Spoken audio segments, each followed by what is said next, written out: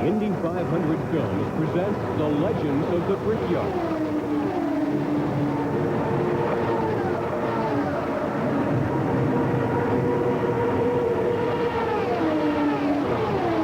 In the 75-year history of the Indianapolis Motor Speedway, there was certainly no year that saw more barriers broken than 1977. Hi, everyone. I'm Bob Jenkins. And I'm Larry Newber. Before 1977, no man had ever qualified at 200 miles per hour. No woman had ever made the race, and no driver had won the 500 more than 3 times. But in May of that year, all of that changed as 3 more people added their names to the growing list of legends of the Brickyard. So sit back, relax, and watch history being made as we present the 1977 Indianapolis 500.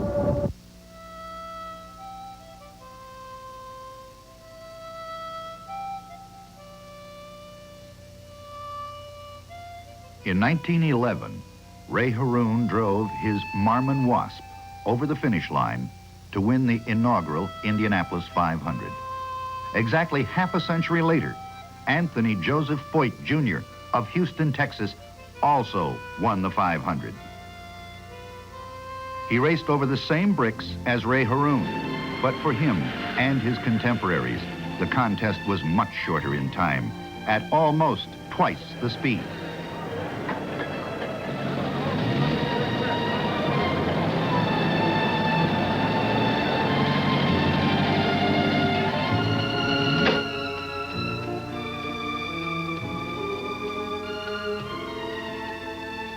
The following year, the ancient bricks in the main straightaway were paved over and speeds climbed.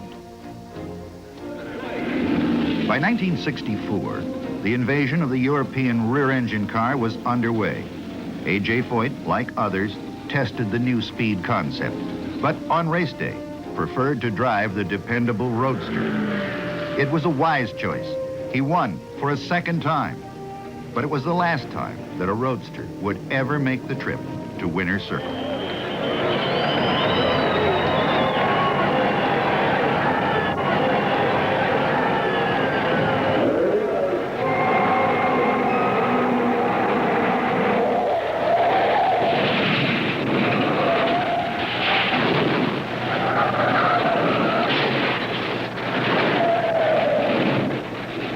'67. The last lap of the race. It was a miracle that Foyt somehow threaded his way through the carnage of this final lap to claim his 3rd victory. This made him a member of a very select group. 3-time winners, Louis Meyer, Wilbur Shaw, and Maury Rose. But no one had ever won the 500 4 times. And so it was entirely logical that A.J. Foyt, at age 32, should pursue a 4th unparalleled win.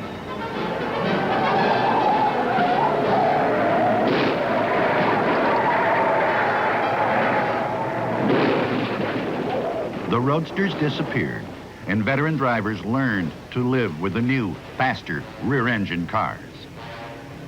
In subsequent Memorial Day events, Foyt experienced frustration and disappointments. Wherever he raced, he was a strong competitor, winning a national reputation as a hard-driving, two-fisted Texas man. The first day of qualification for the 500 usually takes place 2 weeks before the race. Hoosier race fans in record numbers crowd into the old speedway to watch one car at a time fight the clock. On the luck of the draw, A.J. Foyt is first out, and he'd like to be the first man in history to break the 200-mile-per-hour barrier here.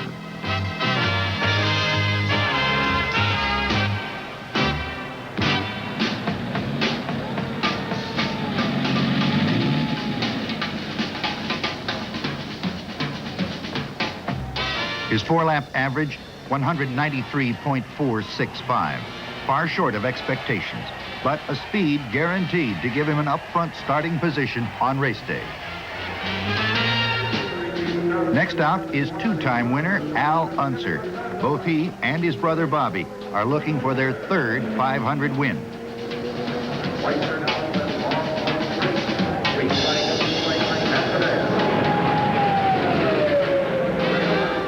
The speed, just a whisker under 196 miles per hour average.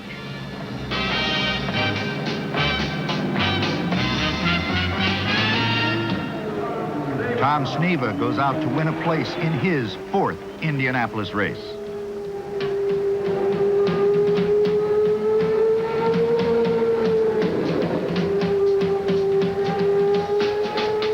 The run is smooth. So smooth, it's hard to believe you've just seen history made. 2 laps, edged over the 200 mark. The fans go wild.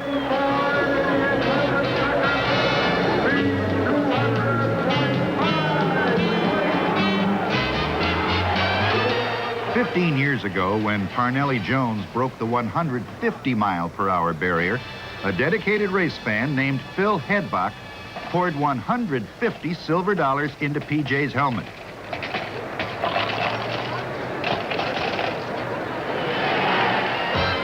Today, he does the same thing for Tom Sneva. Only this time, there's 200 of those silver dollars.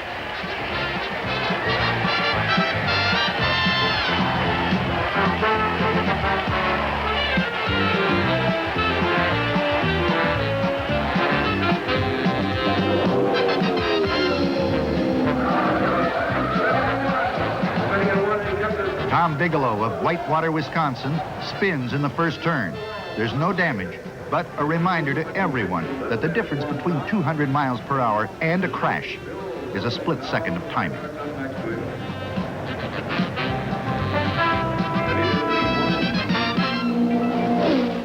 Foyt back on the track again. A pressure relief valve installed by officials on all qualifying cars is found to be defective, and so he has another chance to make his point. This time the speed is 194.563, more than a mile an hour faster. At 4:18 p.m., the high temperatures are down somewhat. Gordon Johncock finds his place in the field. The speed is 193.517 miles per hour.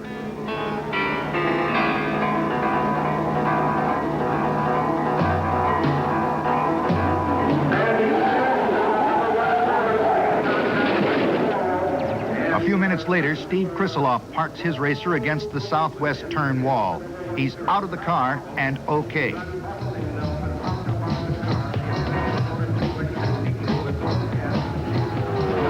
On the track, Bobby Unser, a 2-time 500 winner and many-time Pikes Peak champion.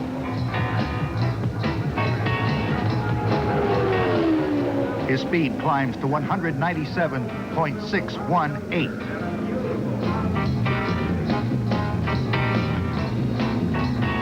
But another 2-time winner is having problems. Johnny Rutherford, earlier, was running in the high 90s, but took a wave off. Now the car won't run right, and the day is almost gone. Parnelli Jones works with drag racing star Danny Ungaius, who pushes his car over the 100. His final record shows a 4-lap average of 193.040. The day ends. Rutherford's chance to win the pole is gone. And on Sunday afternoon, Clay Regazzoni took a ride he'll never forget.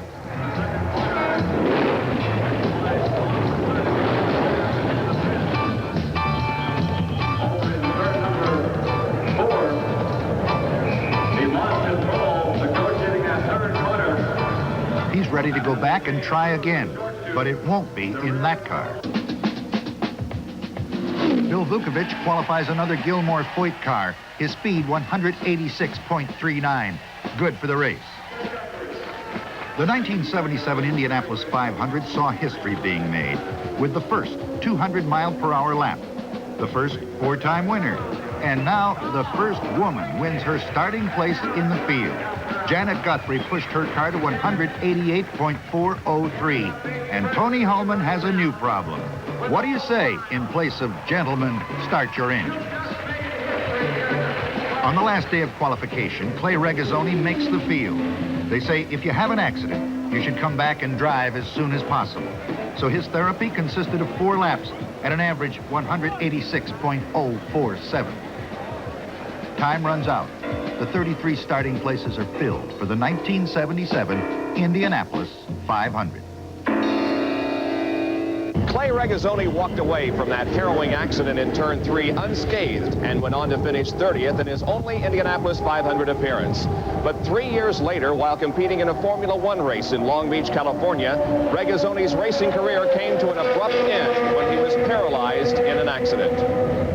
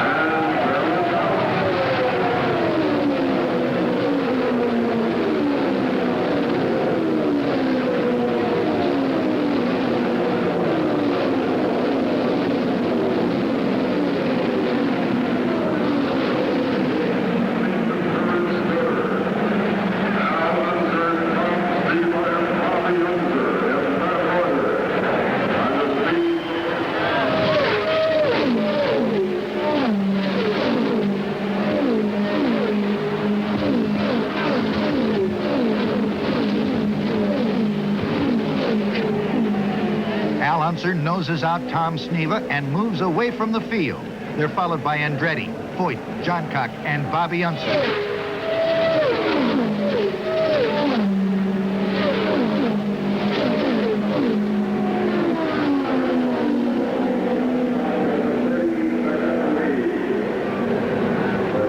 The contest for first place turns into a high-pressure duel as Johncock moves up to take the lead from Al Unser. Johnny Rutherford is the first casualty out on the 12th lap. In the 14th lap, Sheldon Kinzer is out with engine failure. And Clay Regazzoni coasts in with a bad fuel leak, also out of the race. In the 15th lap, Janet Guthrie made the first of 8 frustrating pit stops in an unsuccessful attempt to cure a sick engine and finish the race. The lead passed from George Snyder to Vukovic, then to A.J. Foyt.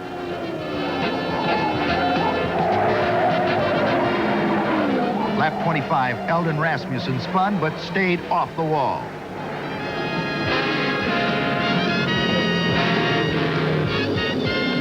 Foyt in front now, followed by Johncock.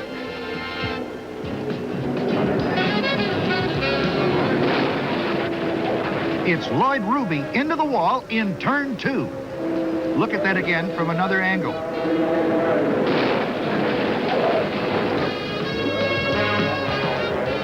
Lloyd Ruby of Wichita Falls, Texas, a veteran of 18 Indianapolis 500-mile races.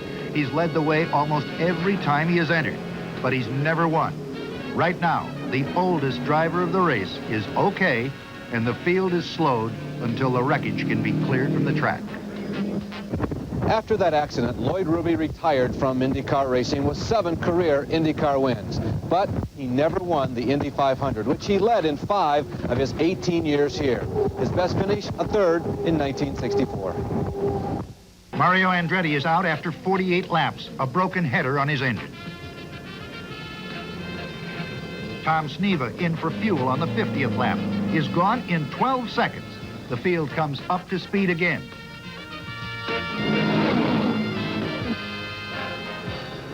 George Snyder out with a broken valve on lap 65. Foyt comes in on the 68th lap for fuel only. Bobby Unser takes over the front spot for the 69th and 70th laps.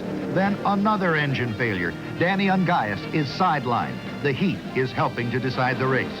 Bobby Unser went 94 laps. Tom Sneva took the lead for 2 circuits. One more top contender gone. Bill Vukovic is through for the day. Gordon Johncock leads Foyt. Or is Foyt pushing Johncock, waiting for him to brake? Al Unser, Tom Bigelow, and Gary Bettenhausen, 3 abreast. Then Pancho Carter blows an engine, oils down the track, and Gordon Johncock right behind almost gets into the wall. Somehow Johncock maintains his lead over Foyt, but every time he looks back, there's A.J. sitting right on his shoulder. On the 180th lap, Gordon comes in for his last stop of the race. This gives Foyt the lead for the moment, but he knows, too, that he must pit before the checkered flag. Johncock's teammate, Johnny Parsons Jr., makes his last stop of the race. He's running 6th. Now, in the 183rd lap, Foyt slows and comes in with Al Unser right behind him. Johncock comes around, and just as Foyt starts to move, flashes by on the main straight.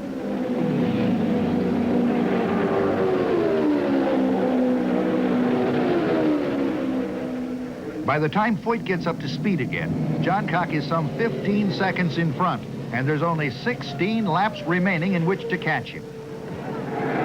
Well, your new leader is gone. And we've got a leader in trouble. What happened? What happened? There was Gordon Johncock pulling off to the left, and it was Foyt going into the lead. Johncock down to the infield. There was the leader with 16 laps to go. Gordon Johncock out of his machine. Oh, what a win for Gordon Johncock. And A.J. As it turned out, Foyt's fourth victory at Indianapolis was apparently already written in the record book of the future. He slowed down to save his engine. Tom Sneva, 35 seconds back, his only close competition.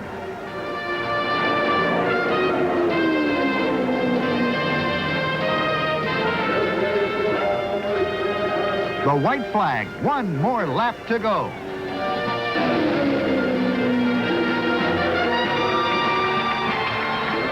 And the historic checkered flag.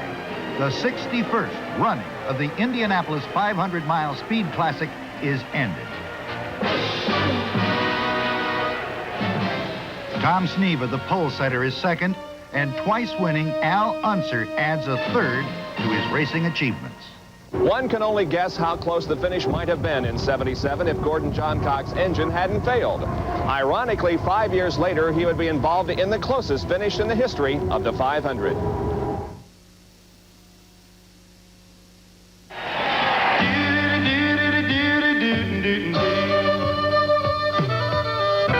Highly competitive, a self-mechanic, he's a controversial man. A tough, talking, a self-designer, and a friend of all the fans. He's soon to be the only four-year Indy winning man. A bear hunting, a genius-minded, a family-loving man. He's a race-driving, two-fisted Texas man. He's number one all across the land. He's a race-driving, two-fisted Texas man. A mean machine, a coyote scream. Yeah! Oh, pick it!